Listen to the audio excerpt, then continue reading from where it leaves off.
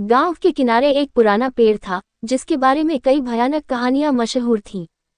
लोग कहते थे कि उस पेड़ के पास रात के समय कोई नहीं जाता क्योंकि वहां एक चुड़ैल का वास था। चुड़ैल का नाम था काली और उसकी कहानी बहुत पुरानी थी। कहते हैं कि काली एक समय गांव की ही एक महिला थी। उसके सौंदर्य और गुणों की चर्चा चारों ओर थी, लेकिन उसकी शादी के कुछ समय बाद ही उसके पति की मृत्यु हो गई। पति की मौत के बाद गांव वालों ने काली पर अपशगुन होने का आरोप लगाना शुरू कर दिया।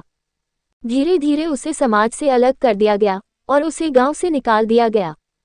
दुख और क्रोध से भरी काली ने एक रात गांव वालों को श्राप दिया कि जो भी उसके साथ ऐसा किया है वह सुकून से नहीं जी पाएगा। और फिर उसी रात उसने खुद को उस पेड़ से लटका लिया। काली की मौत के बाद गांव में अजीब अजीब घटनाएं घटने लगीं।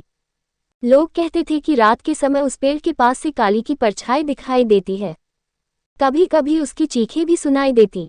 गांव के कुछ लोगों ने दावा किया कि उन्होंने काली को पेड़ के पास सफेद साड़ी में देखा था।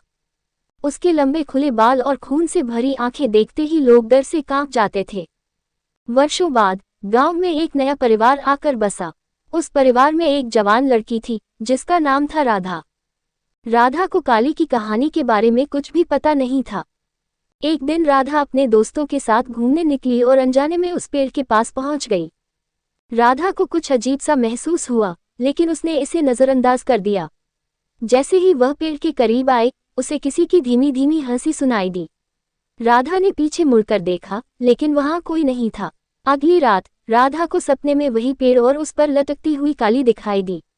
काली ने राधा से कहा, तूने मेरी शांति भंग की है, अब तू मुझे यहाँ से आजाद कर। राधा नींद से हड़बड़ाकर उठी और डर के मारे कांपने लगी। उसने ये बात अपने परिवार को बताई, लेकिन किसी ने उसकी बातों पर विश्वास नहीं किया। राधा ने फैसला किया कि वह काली की आत्मा को मुक्ति दिलाएगी। वह वापस उस पेड़ के पास गई और वहां काली की आत्मा को पुकारा।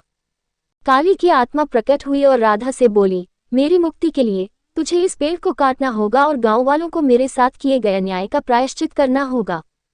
राधा ने गांव के बुजुर्गों से बात की और काली की कहानी सबके सामने रखी।